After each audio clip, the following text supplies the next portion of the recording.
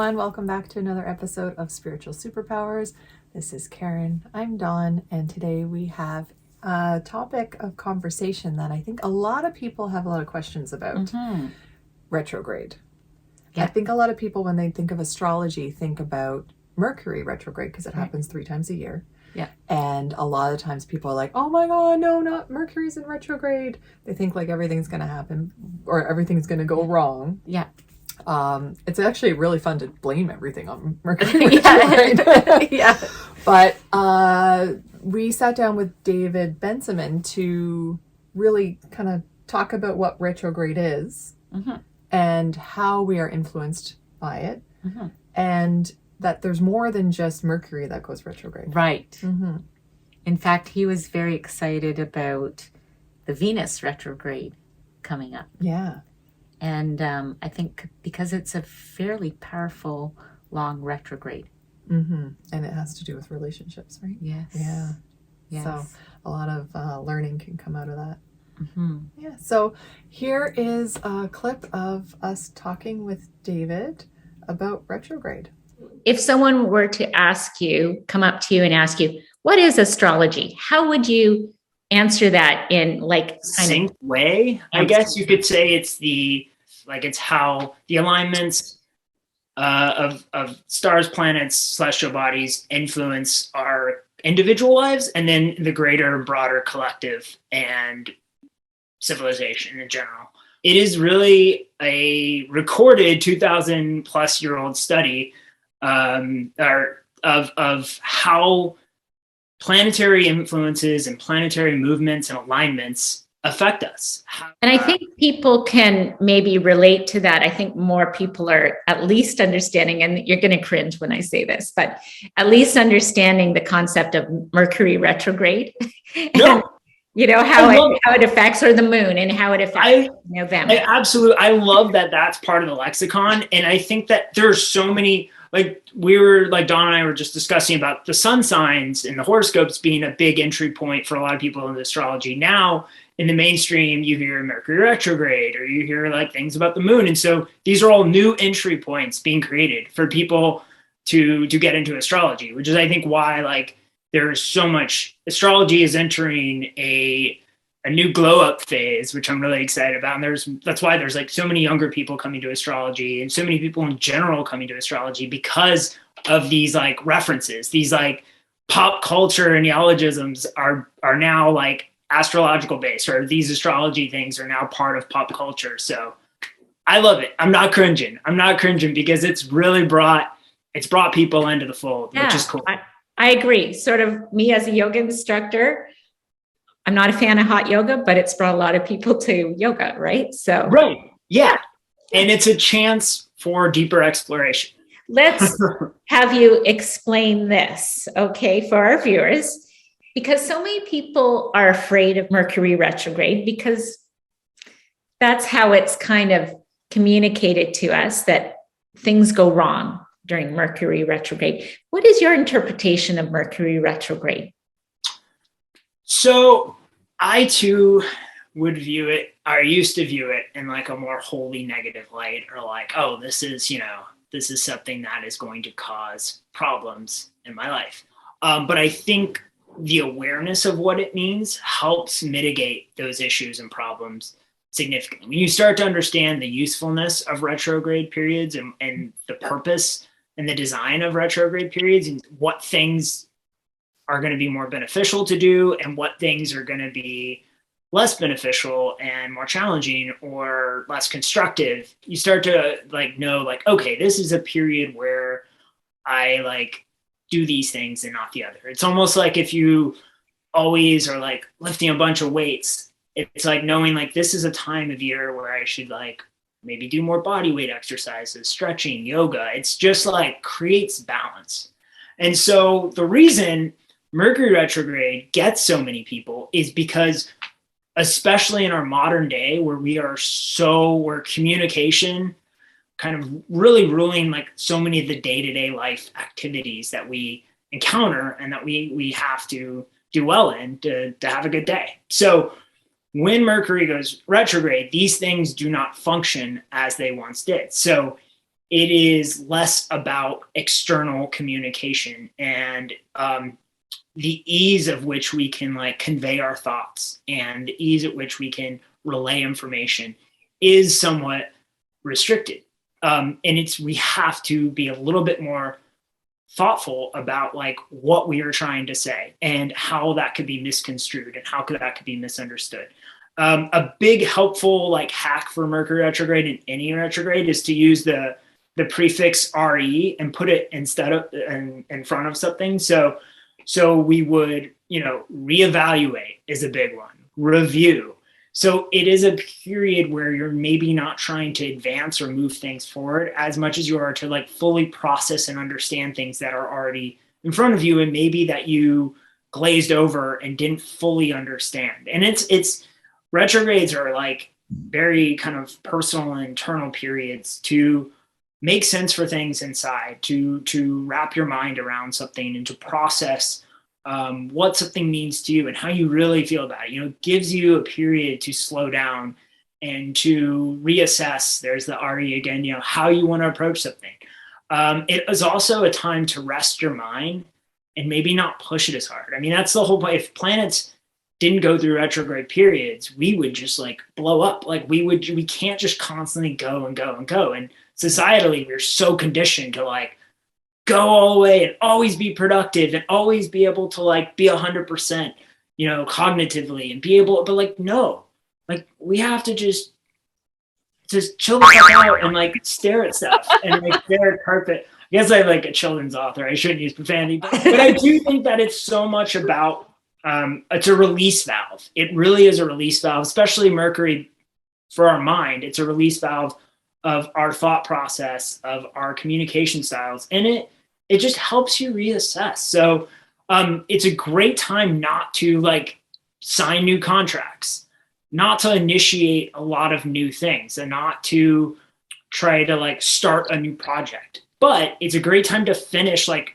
rewrite something, revise something, rest, relax. It is super empowering to learn about the retrograde periods and what that means. And once you do, you really get an understanding of like, okay, this is what this time is about. And I have to not push these things that I maybe think I should always be pushing and rather be more receptive. There's the prefix again to what comes. And so, yeah.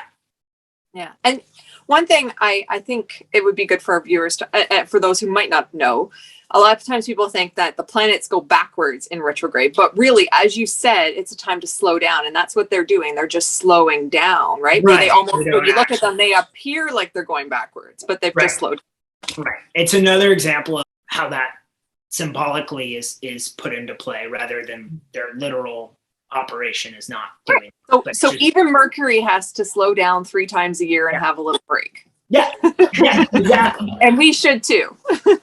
We absolutely should. And I think that like it causes suffering when people refuse to slow down and reverse course and change the way they're doing things. And the thing is, like going back to like the exercise analogy, it's like when you rest, you reset your body, you come back stronger. And same with your mind. When you maybe take a pause and maybe focus on refining what you're doing rather than like progressing it or moving it forward or trying to start something new, you are able to come back stronger, clearer in what you want, clearer in how you want, what you want to convey. So when it comes to the planet, so Mercury is very like it matches the way that pretty much our society works, and that's a good reminder for us to slow down and not be go all the time. Is that what you do? You look at the planet. So you said Venus is about to go into retrograde. So yeah. I know Venus has to do with love. So does that mean like your love kind of slows down, or is it like is that how we're supposed to look at it with the planets? However, whatever the planet represents, that's going to be where that part of our life is affected.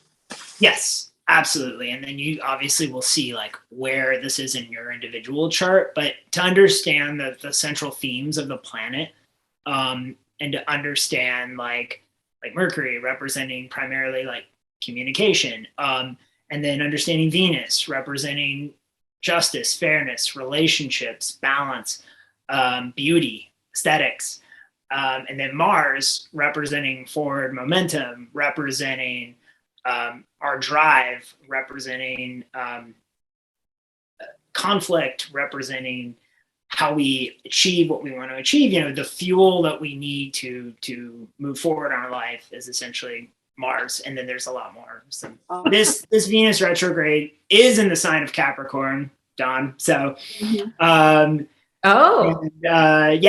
is because it's on top of Pluto, and Pluto is about revealing that which we don't already know yet. Like kind of like we could see like secrets coming out. I think trust being a big central theme in relationships, and Pluto on its negative can be a little bit of paranoia and thinking that there are things there that maybe aren't there. It can be an incessant digging and probing. So be interesting, like on a wider scale, like in public life, if we see like things with celebrities or notable figures, things coming up, transgressions or affairs or things that were meant to be secret. It's a time to not face things in your relationship, but just to realize certain truths about your relationship and to see where things can change and where things can deepen. And with Pluto there may be like things that need to be exited and things that need to be, you realize like, okay, I maybe don't belong in this relationship, or this partnership isn't harmonious or doesn't like empower me. I think Pluto has a lot to do with power and power dynamics. So I think that will be evaluated in the relationship. Like, is there a fair power dynamic? Is one person taking more than they're giving? So, and Venus having to do with fairness, I think that will come up naturally. So what I understand is retrogrades affect everyone to some degree, whether it's in the form of relationships or actions or slowing down or whatever.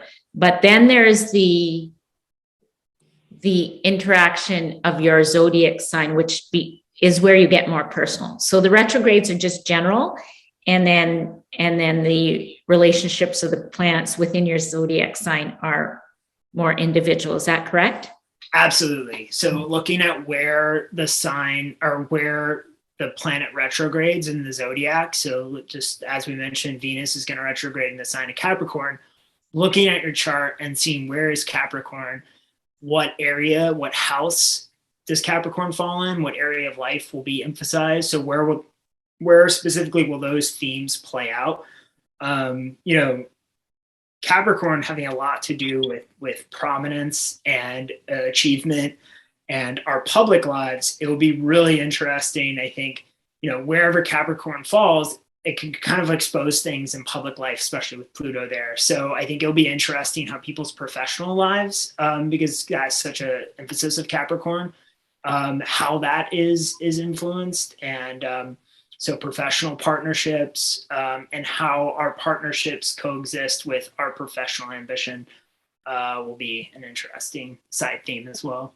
Maybe Pluto and Venus will make something scandalous for me being a Capricorn. So our viewers are going to have to stay tuned to see. That's an excellent assessment. I think like Pluto drudging up stuff, and especially like having to do with the life death cycle. It could like be some past life stuff coming up. It's also Venus retrogrades on a very like superficial level, or when people think usually that exes come back into your picture. So I've personally never had the like past love interest come back in during Venus retrograde, but I know that's a very common occurrence for a lot of people, and that is kind of the big like marker that people use for Venus retrograde. Like, watch out, the old love affair. And I do think with Pluto there, it's going to juice that.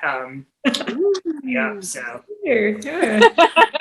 let's see what comes up. Oh man, more scandal. So there you go. What a great conversation. Yeah. I think my favorite part that I took away was that even the planets slow down.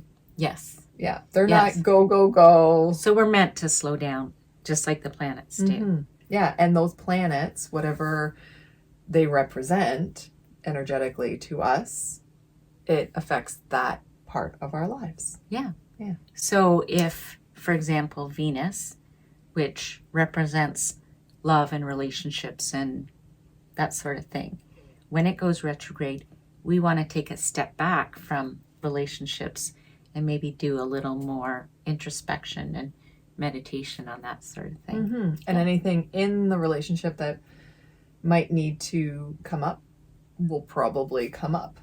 Yeah. So I'm curious about what's coming my way, because I know that I'm going to be affected in January with my birthday and Venus retrograde. And also that Mercury's really the planet of communication. I guess I always think of it as what goes wrong in Mercury retrograde. A lot of times it is a miscommunication. But it is still a really good idea to slow down and think about your communications. Right, and whether all. it's contracts or conversations, like or whatever emails. Yeah. You think before you hit send. Exactly, yeah. So I learned something new about Mercury retrograde this time around. Right. But I just hope that this video really helps to explain a little bit more clearly what retrograde is. Right. So maybe we're not going to be as afraid of it. Yeah.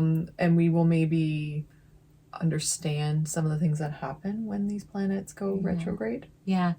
Understanding it, I think, is an important part. I mean, I used to dread Mercury retrograde, but I don't anymore. Because I just say, oh, got to step back for, 3 weeks or whatever it takes, 2.5 weeks. Yeah, especially I know for me, making big decisions. Making big decisions. Yeah, I now have a little bit more patience. Yeah. So thank you so much for spending another Saturday with us. Yeah. And we hope that you enjoyed this video. And if you did, please hit that like button. And while you're there, subscribe and then hit that notification bell so you don't miss another episode. Because we have lots more in the making. And yes, thank you so much. Yeah. And until next time, we'll see you soon. All right. Bye.